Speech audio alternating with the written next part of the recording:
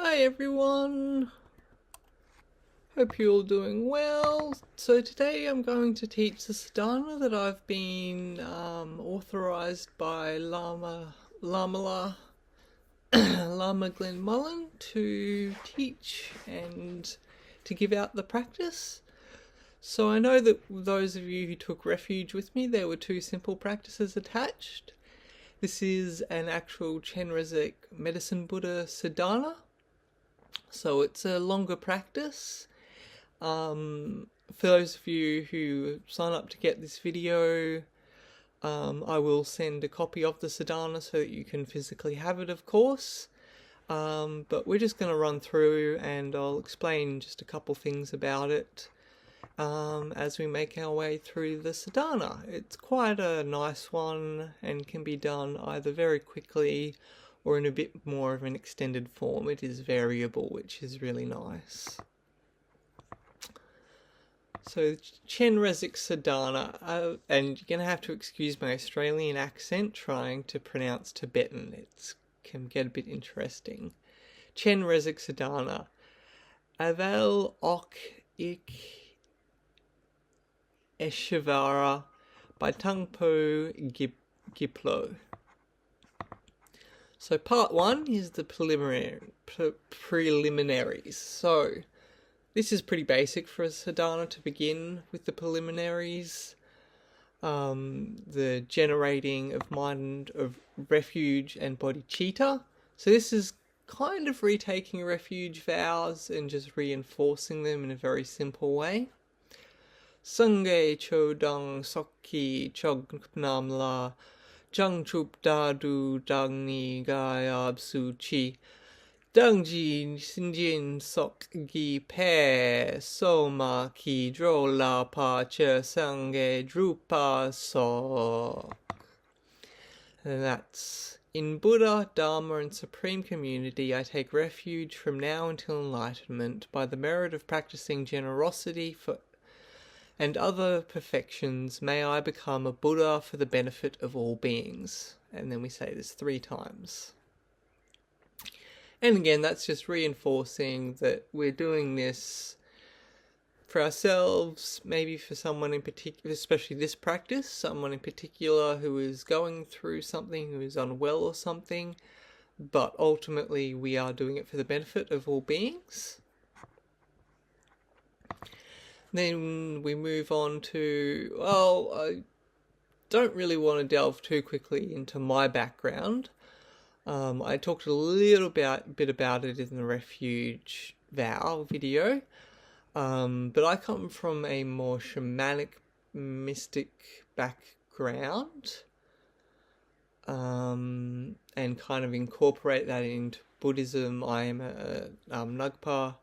That's why I wear this robe, which is a type of kind of ordained Buddhist practitioner. But I won't get too deep into that.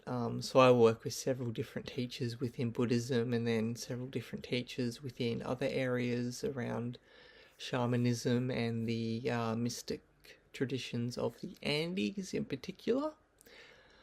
But I'm not going to go too deep into my background. So yes, we move on to the 4 immeasurables. Brahma Viharas. Loving kindness, Marati. Compassion, Karuna. Rejoicing, Mudita. And equanimity. Upeka. Sim chim tang che de wang dang de wang gu dang pen pa gu a chek sen chen tang ga cha dug nao dang dug gel ki gu dang chel wa ge chik sim ching tam che gu dug gel pe me ped di wa dang mi drel wa gu chig Sim chem pam cha ne ring chag dung ni dung drel wa dung num la na pa gur chig. May all sentient beings have happiness and its causes. May all sentient beings be free of suffering and its causes. May all sentient beings not be separated from sorrowless bliss. May all sentient beings abide in equanimity, free of bias, attachment, and fear. So I don't think that needs much explaining. That's all pretty simple. Just giving blessings to all sentient beings and trying to rid them of anything unhealthy. Yeah. And then here we just rest in emptiness for a little while. Emptiness meditation. Om Sobawa Soda Sava Dharma Sobawa Soda Hum. And then, for as long as you like, clear the mind. This might be a little bit where mindfulness came into the West, this kind of meditation where you're just sitting in emptiness. And take as long as or as little as you like, and then we just slowly move on. Part 2, requesting Chenrezig to heal self and others. And then this is the visualization. So we're visualizing Chenrezig forming in front of us. Instantly I and all beings arise from emptiness. On my head and all others is the white lotus and moon on which stands the syllable Hri. This Hri transforms into Chenrezig, white, radiating 5 coloured lights. He is smiling, with warm, caring eyes, with 4 arms, with palms together at the heart, holding a Sintamani jewel, and the other 2 holding a crystal mala and white lotus. He is arraying the silks and jewels with he's arrayed with silks and jewels, with a deer skin over his shoulder. His head is crowned with Amitabha, and his feet in Vajrasana. A stainless moon supporting his back. He is the essence of refuge objects. So this is just the visualization of Chenrezig forming in front of us and what we're visualizing. And again, just sit there for a while, get a good visualization going. If you need to read through that a few times, especially the first time you do the practice, just do that to get a really good visualization going. Then we move on to the outer offering. So if I spin around, this is my altar, and I have these tiny, tiny little offering bowls. So this is where I would put my outer offerings. I haven't set them up for today, but when I'm doing practice and putting offerings out, yeah, it's nice to have just some little offering bowls, or you can have bigger ones, whatever works for you. So outer offerings. Om Ara Avalokiteshvara Sapwairuara. First, Agram, water. Padam, water for the hands and feet. Pupse, flowers. Dupe, incense. Alok, lamp or light, just a little butter lamp, or if you've got a little tea light like this that I always use, something like that that's lit. Navade, food, which can be anything, fruit, a sweet biscuit, bit of cake, just sort of any form of food offering. And sabda, music or sound. So if you've got like a little damaru,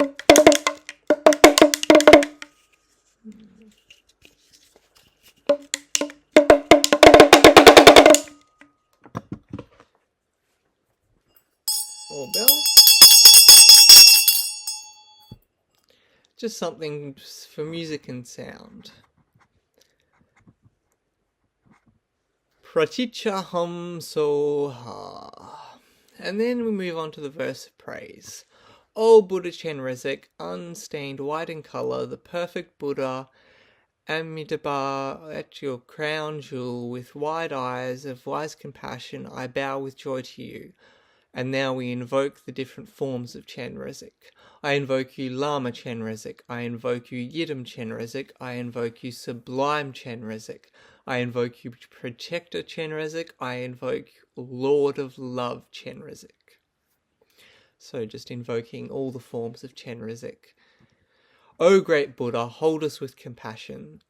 The beings who have been wandering repeatedly in beginningless samsara continue to endure unbearable torments. We can turn to no one but to you. And now we recite the 6-syllable mantra to benefit self and others, which is Om Mani Padme Hum, which I'm sure many of you have probably heard before.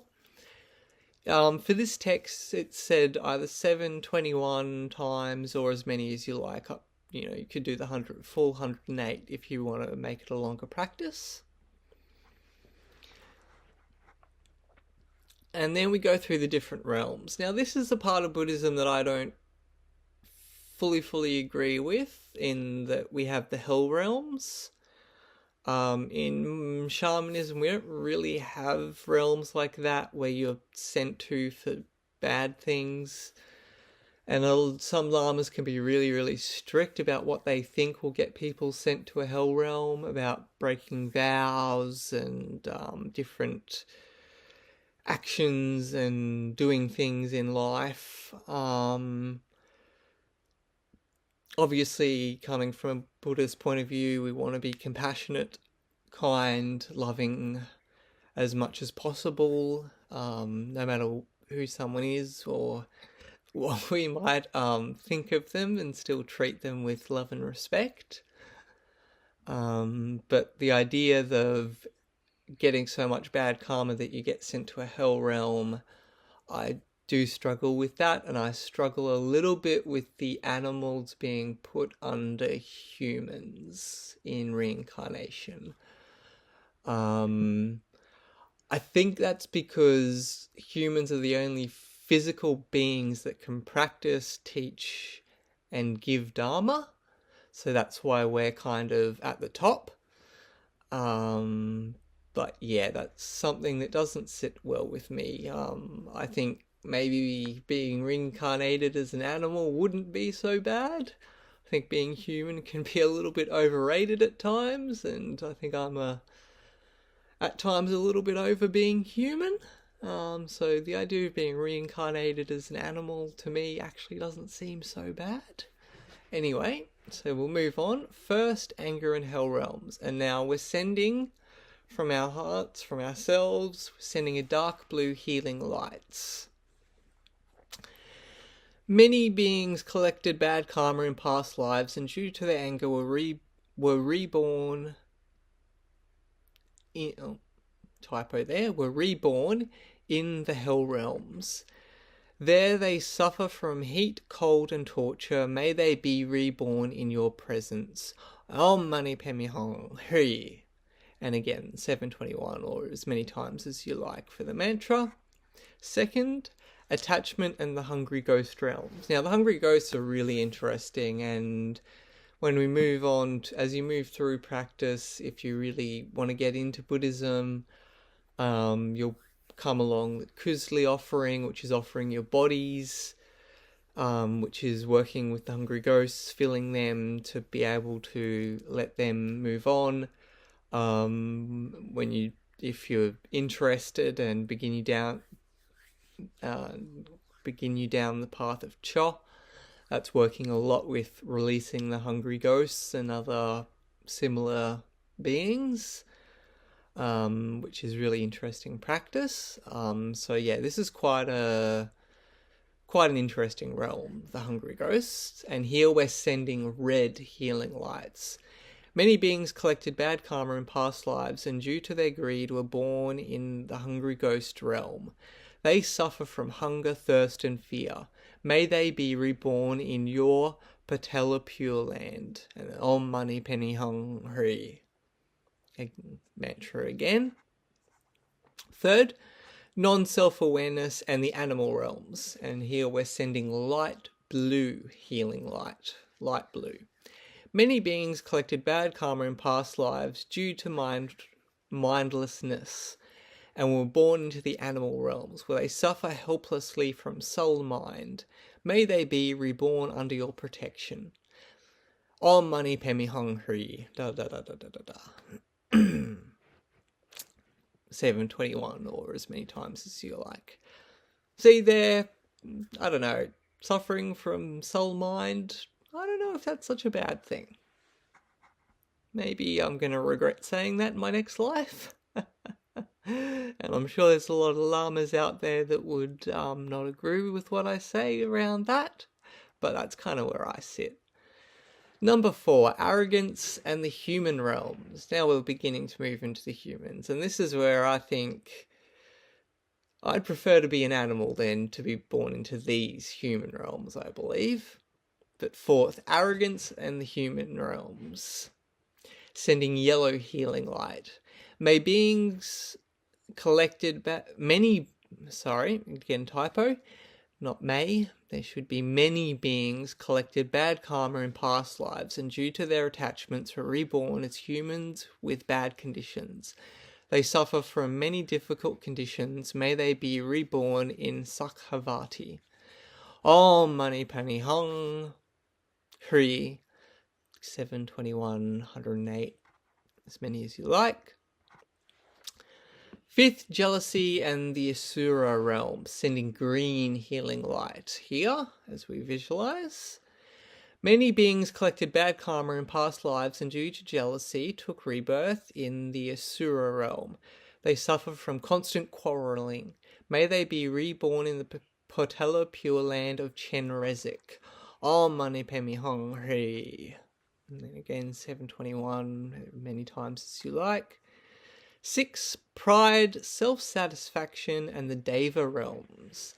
Many beings collected bad karma in past lives, and due to their pride were reborn in the Deva realms. They will suffer from inevitable fall. May they be reborn in the Patala Pure Land. Om Mani Padme Hung Hri. Again in 721, as many as you like. 7, instincts of root classes and all realms simultaneously. So this is all of the realms at the same time, and the visualization for this is rainbow healing light.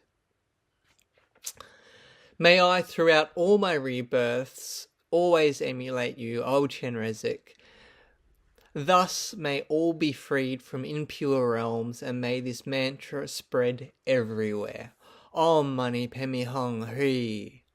7 or 21 times. Now I'd say if you're going to do the mantra a lot of times, this is the point to do it a lot. This is the point to maybe do the 108 at the completion of the different... hang on. Sorry, we've got to finish. May the power of my call to you, may all beings heed karma, strive to act purely and practice dharma for the benefit of all beings. So in that break, I would do the 7 or the 21. And then here, when we get to the end of this section, Om Mani Padme Hung, would be good to do the 108 to finish up the realms. Now part 3, becoming Chenrezig. From meditating and reciting like this one-pointed mind, the auras form radiates light, cleansing karmic appearance and mind. The outer worlds become Sakhavati, the body, speech, and mind of beings become Chenrezig, and union of appearance, sound, and mind with voidness. Then when we recite the short mantra, Om Mani Padme Hung Hri, here it just says as many times as possible. And then we recite the long mantra. This only has to be done 1 or 3 times. Nama Ratnatrayaya, Nama Arayana, Sagara Vachayana, Baya, Bahadaya, Tahagataya, Ahate Samayak Sambudaya, Nama Sava Tathagate Baya, Hate Ba, Samayak Sambuddha Bebe, Nama Avalokiteshvara, Varasa Bodhisattvaya, Mahasattvaya, Makarunikaya Teyata Omadara Danara Diri Duru Itie Sale Prasale Kusumaware Ili Milisiti Zula Mapanaya Soha. And again, this only has to be done once, or it can be done 3 times. Now, outer offerings again. Omara Avalokiteshvara Sapiwara. Argam water, padam water for hands and feet. Dupse flower, pupse flower, dupe incense, alok lamp or light. Gande, perfumed or scented water. My shamanic background, I use a type of floral water. Normally, or sometimes I'll use water from my bumper and sprinkle that and whatnot, because that's been blessed and whatnot. And then again, something for sound and music. Little drum. We've got a bigger Damaru.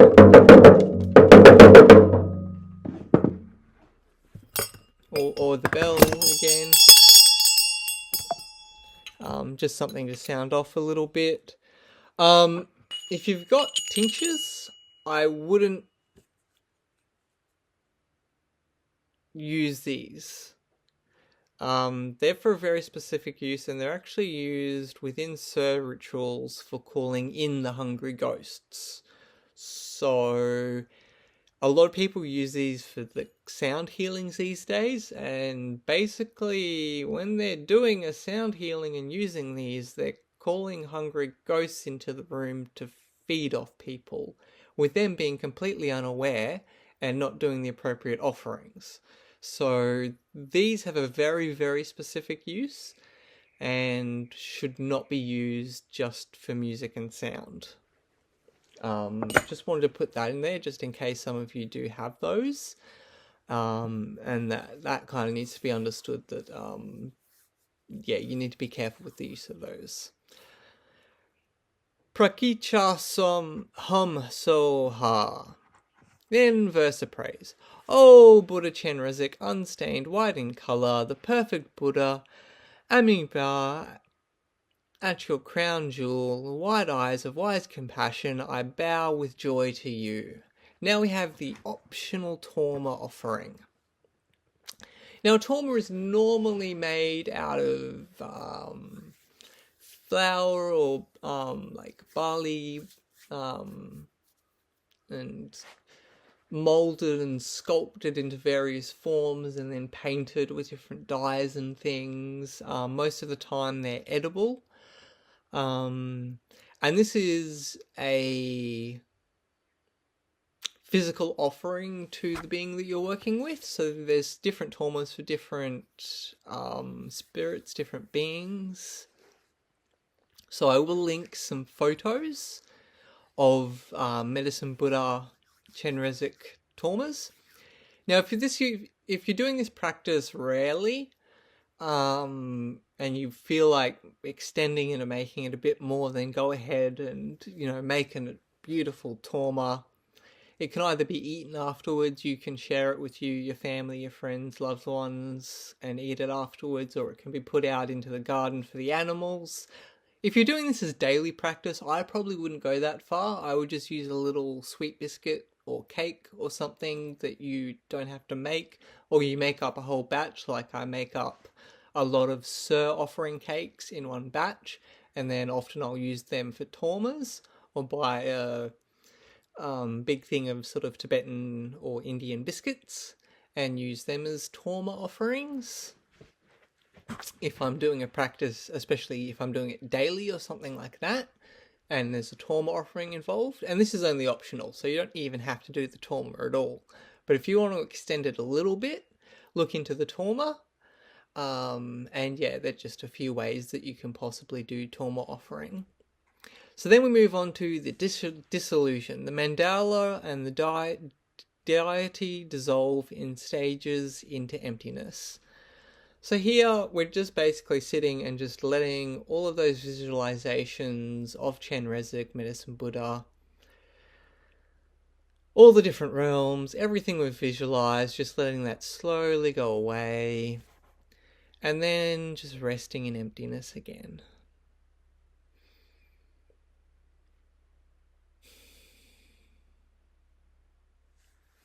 So you can see here in the text, it sort of begins complete and then slowly loses little bits and gets smaller and smaller and smaller, and then the dots get smaller and smaller until there's essentially nothing left. I will just add, before we conclude, it's really good to have a set of mala beads for this peaceful practice, because this is a very peaceful, loving, healing practice. So something like Raksha beads, gemstone, crystal, yeah, just something that's a nice, peaceful one, not bone, not horn. That's the kind of mala that you want to be using for your repetitions. And I will add also, with the outer offerings, you can also visualize them. They don't have to be physically put out. I've been in situations where I've wanted to do practice when I've been away on trips or hiking or different circumstances where I've wanted to do a practice that would normally involve outer offerings, and I just don't have them on me, and I just visualize the outer offerings. Again, not all lamas would agree with that and would say, no, you always have to do the outer offerings physically. But I have done that in the past. And then, if I've been out somewhere and I have a little bit of a muesli bar or something, I'll just break off a little bit and use that as a Torma offering if it's necessary. So there's kind of ways you can get around this, and this is a really nice practice because you can make it extremely, well, not extremely, but you can make it either quite lengthy by involving a lot of the mantra and the Torma and things like that, or you can make it really, really, really concise by only doing the minimal mantra and really simple Torma offering, or no Torma offering at all and minimal mantra, so it can be kept really quick. So part 4, conclusion. I instantly arise from emptiness, so now we're coming out of that emptiness mind into Ara Chenrezig. I see all forms as emanations of Chenrezig's holy body, all sounds are the song of the 6 syllables, all thoughts are the vast expanse of wisdom. So just coming out of this, and now suddenly everything is emanations of Chenrezig. Everywhere we look, all the people we look at, everyone is an emanation of Chenrezig. Everything we hear is the sound of the 6 syllables, the song of the 6 syllables, and all thoughts, vast expanse of wisdom. Then to finish off, this is pretty, again, typical for a sadhana, that we finish off with merit. Sometimes there will also be a final concluding long life prayer or prayer to guru and teacher, to dedicate to them if they're the ones that have put together the sadhana especially. This one doesn't have that, and I don't actually have the translation for the dedication of merit. So dedication of merit, Gewa di yi gu Nuad tu duck Chenrezig wang chuk drup ne drupwa shik lang ma la pa des da yi sa la go pa sok zhang chub sim chok rinpoche ma ka pa na ka ge chik ka ma pa nam pa ne pa yung gong ne gong to cha wa chuk. And then, I don't know if this is an exact translation because this is just an English translation of a dedication of merit I found. So I don't know if it's exactly what this one is, but it will be roughly the same. So just for the English, by this merit may all beings obtain omniscience, may defeat the enemy, wrongdoing from the stormy waves of birth, old age, sickness and death, from the ocean of samsara, may I free all beings. So I did talk briefly about merit in the refuge vow video.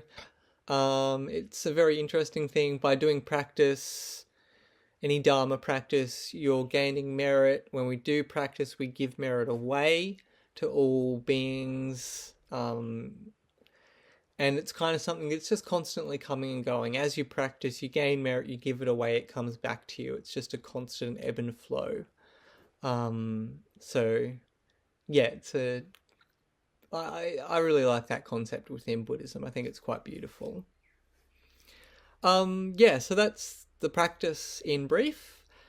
So you can, extend it, as I said, extend it out if you like, or you can keep it very short with the minimal mantra, no Torma offering, or you can do lots of mantras and a really full on Torma. And you can add, if you've got like a long life prayer for a teacher or a guru or something like that, you can add that at the end. But yeah, so this is one that is, you don't need an empowerment to practice this. I've been allowed to give this to you without giving you an empowerment. So this is a practice without empowerment. So you don't self-visualize as the being. It's the Chenrezig is being visualized in front of you, not as you. Although I think there is a little bit of self-visualization, but anyway, normally practices without empowerments is front visualization only, although I think this one did include a little bit of self-visualization, which is fine because I was told I was allowed to teach it, and so if it includes that, it includes that, and that's completely fine. Yeah, so that's that practice. Thank you all for tuning in. I hope you got something from it. I'm, coming to the close of my Yam Takale rung. Not quite sure what will be next, but hopefully talk to you all and see you all soon. And I'll have something brewing, I'm sure. Thank you all, and have a great day, night, evening, morning, whatever time it is for you. Bye.